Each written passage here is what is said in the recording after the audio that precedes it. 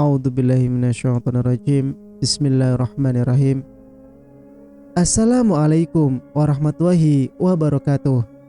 Kembali lagi bersama Mang Sukir, yang tentunya akan menemani teman-teman semua dengan sebuah kisah-kisah horor dan mistis, yang kali ini akan menceritakan sebuah kisah yang berjudul Santet Miss V.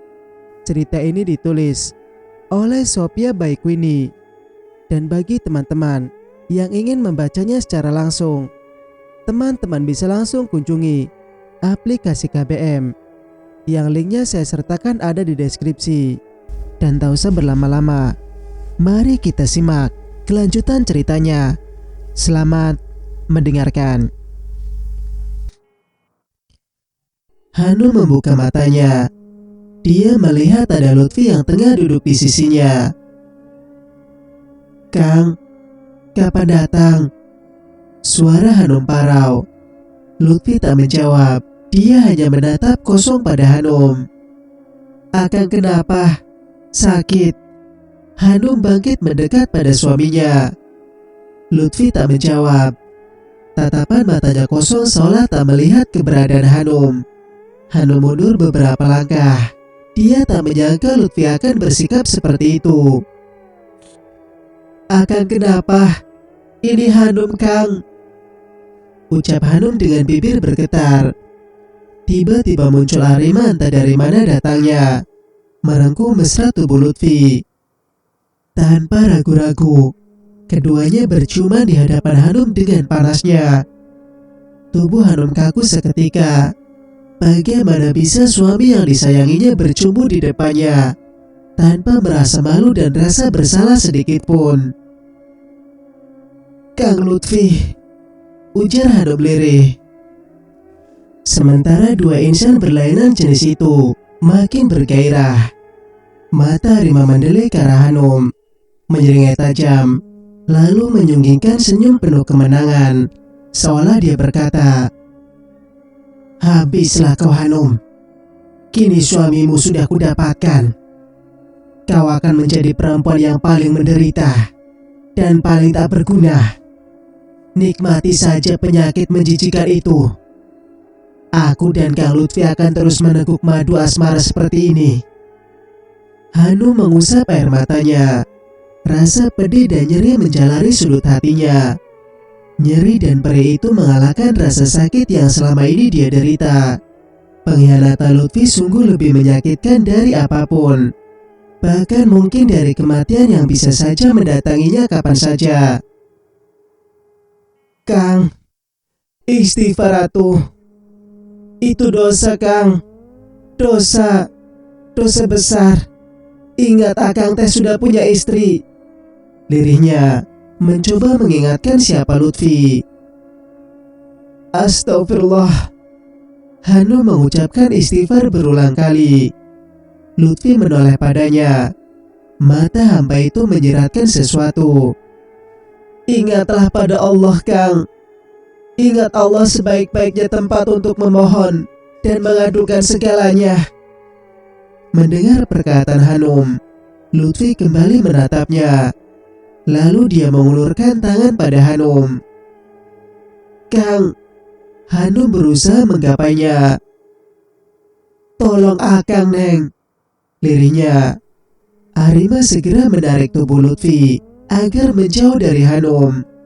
Sigap Lutfi menarik lengannya sambil terus berujar, "Neng, tolong akang. Neng," ucapnya dengan suara sangat memilukan. Arima memeluk tubuh Lutfi, mencium wajahnya berulang kali. Dia menarik tangan Lutfi agar melepaskan cengkramannya dari lengan Hanum. Sebuah kidung sudah mengalun. Seruling pun terdengar, menyayat hati.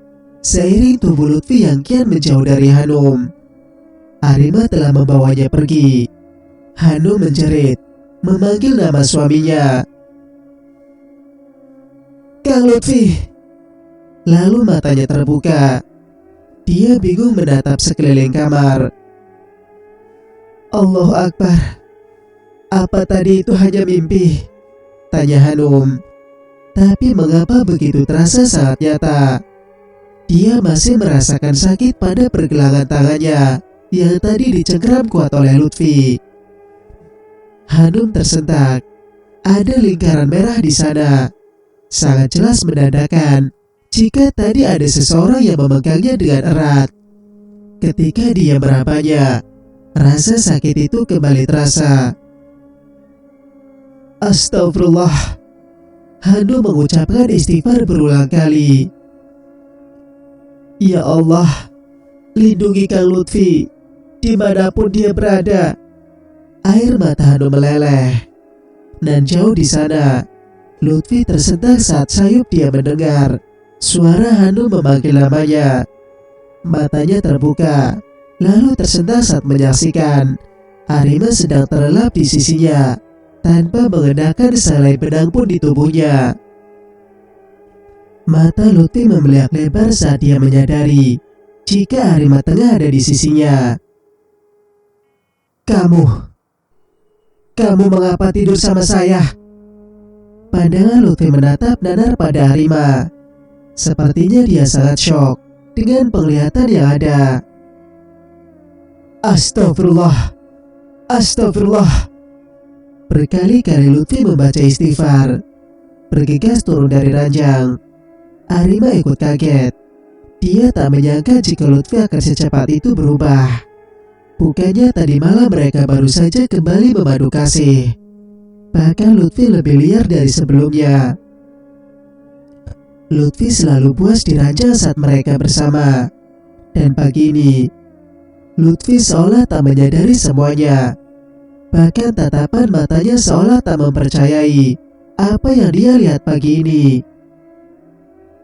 Aku harus mengatakan ini pada Mbah Kurandil. Apa sebabnya Kang Lutfi seperti ini? Dia seperti angin bertiup ke segala arah. Kadang ke barat, ke timur, utara dan selatan. Arima menepuk dahinya. Apa Mbah Kurandil kekurangan sesajen? Tanyanya dalam hati.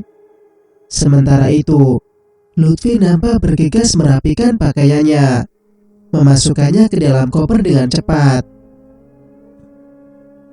Akang mau kemana? Tanya Arima, mencoba menahan Lutfi dengan memegang lengannya. Lepaskan saya, Arima. Jangan kurang ajar. Ingat batasan kamu. Lutfi menghempaskan tangan Arima. Dia berkata dengan sangklek dan tegas. Arima mundur. Suara Lutfi yang agak keras membuatnya kaget. Belum lagi tatapan matanya yang nampak marah. Akang kenapa? Akang lo yang minta aku pindah tidur ke kamar ini. Akang juga yang minta aku untuk melayani Akang. Arima mencoba mengingatkan Lutfi jika apa yang mereka lakukan adalah keinginan dari Lutfi sendiri. Saya minta kamu pindah tidur ke kamar ini. Lutfi tak mempercayainya. Tidak mungkin Arima. Tidak mungkin, gumam Lutfi. Arima mengangguk sambil berujar. Tentu saja tukang. Mana berani saya kalau semuanya bukan Akang yang minta. Arima memasang gerakan-gerakan yang biasanya akan membuat lelaki luluh. Stop Arima. Saya tidak suka kamu seperti itu. Gertak Lutfi kasar. Arima menghentikan aksinya. Dia mulai sadar jika Lutfi kini benar-benar sudah sadar dari pengaruh ilmu peletnya. Tapi tadi malam kita tidur bareng, Kang. Sumpah deh. Mustahil. Jangan main-main kamu Arima. Saya masih waras. Saya tahu batasan. Saya punya istri. Tak mungkin saya mengajak perempuan yang bukan istri saya untuk tidur dengan saya. Jangan garang kamu. Gertak Lutfi kasar. Arima sampai kaget dibuatnya. Akang tak percaya. Coba lihat ini. Arima menyodorkan ponselnya yang banyak berisi foto-foto adegan mesum mereka. Astagfirullah. Mata Lutfi membelalak. Dadanya berdebar kencang. Akang percaya kan? Arima, cukup di sini saja. Kamu bermain-main dengan saya. Saya masih waras. Foto itu mungkin rekayasa kamu saja. Entah apa maksud kamu yang sebenarnya. Tapi saya masih punya pikiran. Mana mungkin saya mengkhianati Hanum. Dia istri saya. Dan kamu, apa yang sebenarnya kamu inginkan dari saya? Lutfi memelankan suaranya. Dia mencoba menahan gejolak emosi yang menggelegak. Ingin rasanya menampar perempuan di hadapannya ini, tapi dia tak bisa melakukannya. Dia sadar Arima benar-benar perempuan licik yang bisa melakukan apa saja untuk mendapatkan apa yang dia inginkan. Arima tersenyum manis. Foto itu bukan rekayasa, Kang. Saya mencintai Akang, dan Akang pun pasti akan mencintai saya. Lihat ini. Arima membuka selimut yang menutupi tubuhnya bagian atas. Dadanya dipenuhi bekas ciuman dahsyat. Ada juga bekas gigitan, menandakan betapa ganas pelaku yang bercinta dengannya tadi malam. Lutfi menutup wajahnya. Apa-apaan kamu, Arima? Pakai kembali bajumu, bentaknya. Baiklah, Kang. Tapi Akang sekarang berkaca. Perhatikan tubuh Akang. Itu jadi bukti jika tadi malam kita memang melewatinya bersama. Akang hebat. Saya suka cara Akang memperlakukan perempuan saat dirancang. Arima berbisik di telinga Lutfi, lalu dengan santai mengenakan pakaian di hadapan pria yang perlahan bergerak ke arah kamar mandi. Di sana Lutfi memperhatikan sekujur tubuhnya. Betapa kagetnya pria itu saat melihat apa yang terjadi dengannya. Tanda merah yang sama pun memenuhi leher dan dadanya. Sebagai lelaki dewasa, dia tahu jika itu adalah tanda merah bekas kecupan. Tubuh Lutfi bergetar hebat. Dia mencoba memikirkan apa yang terjadi dengan dirinya. Mengapa dia tak mengingat apa yang dia lakukan tadi malam? Dan apa penyebab Arima bisa ada bersamanya? Apa yang terjadi padaku? Ya Allah, ampuni segala salah dan hilaf hamba ini, baik yang disadari ataupun yang tidak. Gumam pria berbadan tegap itu, berlinang air mata. Lutfi mengguyur tubuhnya, seolah berharap dengan mandi menghilangkan hadas besar. Dia bisa menghapus segala kesalahan dan dosa besar itu. Dia ingin apa yang sudah terjadi hilang begitu saja. Sementara Arima tersenyum penuh kemenangan. Lutfi kembali membereskan semua pakaiannya, mengembalikan ke dalam koper. Setelah sebelumnya dihalangi oleh Arima. Kang, acaranya belum beres, Kang. Nanti Akang bisa dieliminasi sebagai nominasi kades terfavorit. Arima mencoba mengingatkan. Dia juga berusaha menggagalkan keputusan Lutfi untuk pulang hari ini. Aku tidak peduli dengan itu semua. Jabatan saya sebagai kades murni untuk membantu masyarakat, bukan untuk mencari lencana ataupun piala. Saya mau pulang sekarang, tandasnya. Tapi Kang, seru Arima. Tidak ada tapi-tapian. Lagi pula kamu itu siapa? Berani-beraninya menghalangi niat saya pulang untuk bertemu istri dan keluarga saya. Ya ampun Kang, lebay amat. Akang baru juga 5 hari di sini. Kayak 3 tahun saja tidak bertemu istri. Lagi pula Akang yang bilang kalau Hanum itu bau, menjijikan. Dengus Arima kesal. Hentikan omongan busukmu itu Arima. Hanum itu istri saya, dan saya sangat mencintainya, apapun kondisinya. Dan yang pasti, dia sekarang sedang benar-benar membutuhkan kehadiran saya di sisinya. Lutfi bergegas keluar dari kamar. Arima membututinya. Kang, Jangan pulang atuh. Nanti saya sama siapa? Terserah padamu, mau pulang sama siapa? Saya harus tegas sama kamu, Arimah. Benar kata Kia. Harusnya saya tidak memberikanmu kesempatan untuk ada di dekat saya. Lutfi berlalu cepat, tak memperdulikan lagi Arimah yang kebingungan. Rasakan saja, nanti Akang pasti ingin kembali padaku. Mbah Kuradil harus tahu. Lagi pula kenapa Kang Lutfi bisa secepat ini berubah. Arimah bicara sendiri, lalu kembali ke kamar. Dia pun membereskan pakaiannya, memutuskan untuk pulang, walaupun Lutfi sudah meninggalkannya. Sementara di tempat lain, Hanum melipat mukena yang baru saja dipakainya untuk sholat duha. Bagaimana Bu? Sudah mendingan hari ini? Umi mutmainah menghampirinya. Alhamdulillah Umi, tubuh saya sedikit enteng. Gatalnya juga sudah berkurang. Nanah dan darahnya sudah berhenti mengalir. Digerakkan begini juga tidak terasa sakit. Makanya saya bisa sholat sambil berdiri. Biasanya bisa sambil duduk, kalau enggak sambil tidur. Jelas Hanum. Subhanallah. Alhamdulillah ya Bu Kades. Mudah-mudahan Ibu makin sehat agar bisa pulang cepat. Tapi untuk sementara Ibu harus tinggal di sini dulu sampai benar-benar pulih seperti sedia kala.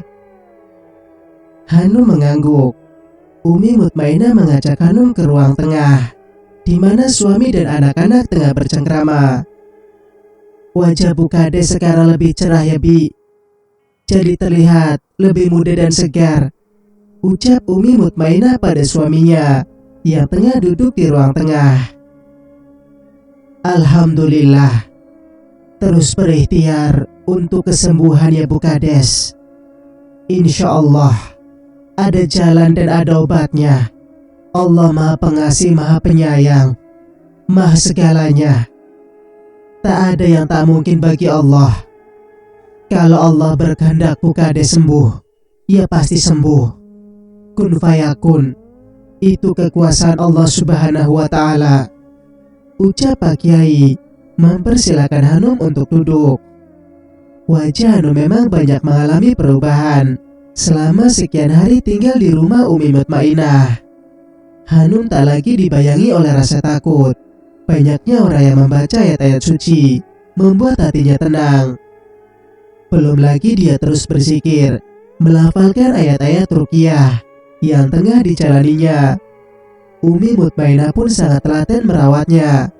Hanum sangat berterima kasih pada pasangan suami istri yang begitu tulus padanya. Terima kasih Pak Kiai. Saya tak tahu harus berkata apa, lirih Hanum. Jangan dipikirkan, fokus saja untuk sembuh. Insya Allah dilekaskan kesembuhannya. Mudah-mudahan tidak ada kendala. Amin ya Rabbal Alamin. Hanum dan Umi Mutmainah mengucapkannya bersamaan. Iya, hari ini Nenggia pasti datang. Kalau ada dia di sini jadi rame. Nenggia bisa selalu merubah suasana menjadi lebih ceria, ujar Umi Mutmainah. Hanum tersenyum. Terbayang lelahnya Kia harus mondar-mandir ke rumah ini karena merawatnya. Iya Umi, Kia memang cerewet. Rame kalau ada dia. Hanum tersenyum, mengingat bagaimana sikap Kia. Tiba-tiba seorang pria masuk. Bu Kades, ada orang yang nyariin. Katanya saudara Bu Kades. Pria itu menatap Hanum. Siapa no? Tanya Umi Mutmainah. Dia nyari Bu Kades. Hanum kan namanya. Lagi-lagi dia melihat ke arah Hanum. Hanum mengangguk, lalu berkata, Iya, nama saya Hanum. Tapi siapa dia? Apa suami saya? Namanya Lutfi bukan Kang? Hanum balik bertanya. Bukan. Siapa tadi teh namanya? Jadi lupa begini ya saya. Ya sudah, ajak ke sini aja no. Mungkin benar-benar saudara Bukades yang ingin menjenguk, seru Pak Kiai. Pria bernama Warno yang biasanya menjaga kebun dan tanaman di rumah Umi Mutmainah ini mengangguk cepat. Tak berapa lama dia kembali dengan seorang pria muda yang nampak gagah menenteng 3 paper bag besar. Kang Bahri, seru Hanum kaget. Dia tak menyangka jika Bahri nekat datang ke tempat ini untuk bertemu dengannya. Umi Mutmainah menatapnya bingung. Hanum terhanyut saat melihat kedatangan Bahri. Berkali-kali dia mengucap matanya. Bagaimana bisa dia nekat seperti ini? Dengan gagah dan sopan, Bahri memasuki pekarangan rumah Umi Mutmainah, menebar senyum ramah pada seisi rumah. Hanum makin panik. Umi Mutmainah terlihat bingung, sedangkan Bahri dengan santainya mengucapkan salam dan dengan sumringah dia menyapa Hanum.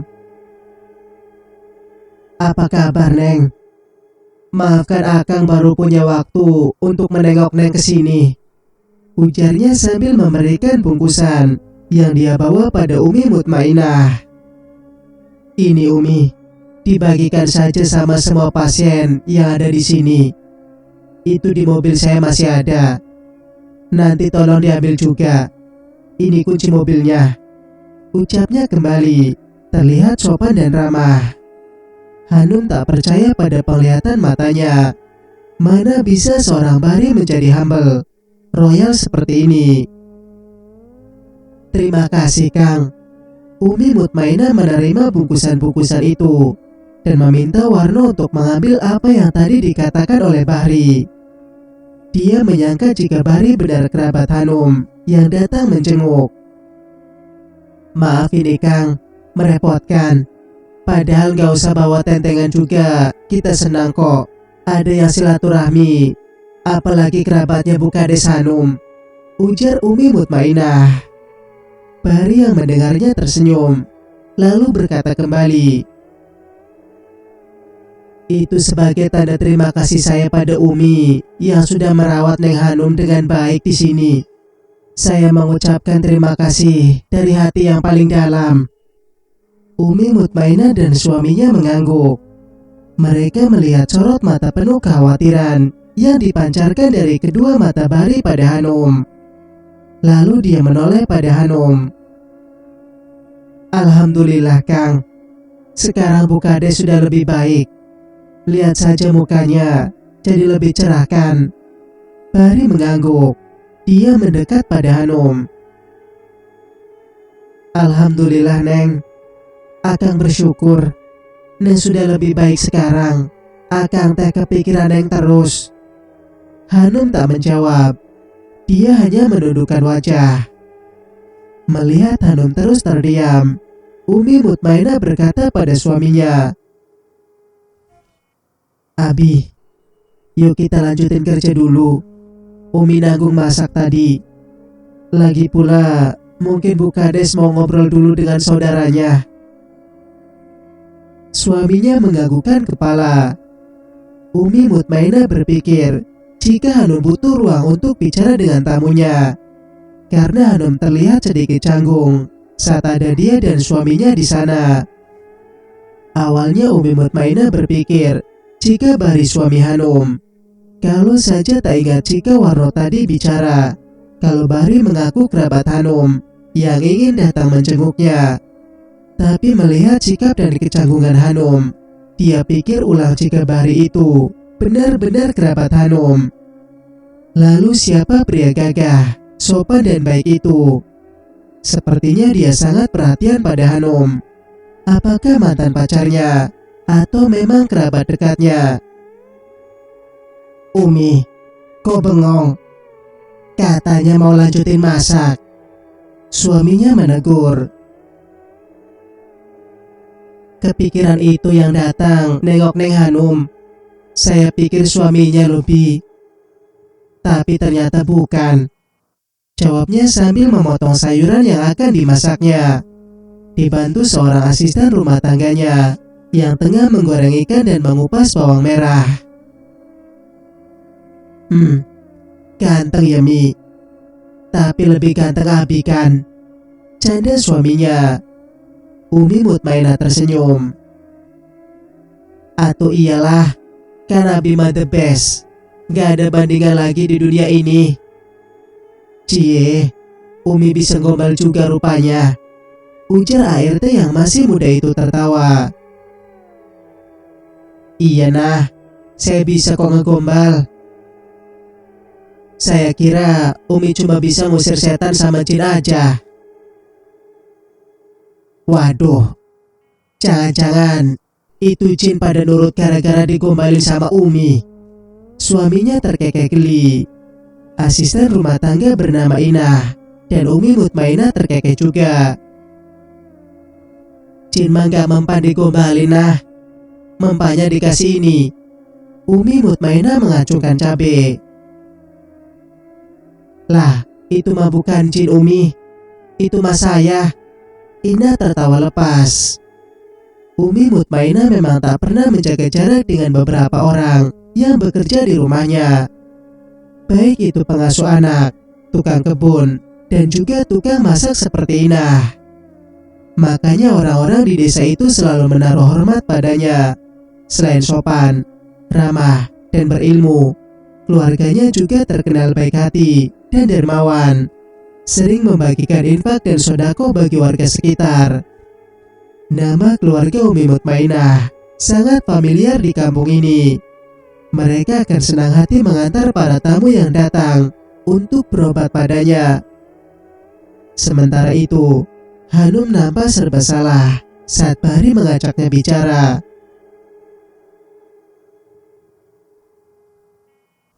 Cerita pun bersambung. Jika kalian suka dengan ceritanya, jangan lupa untuk like, komen, dan subscribe channel ini agar bisa mendengarkan cerita-cerita berikutnya. Wassalamualaikum warahmatullahi wabarakatuh.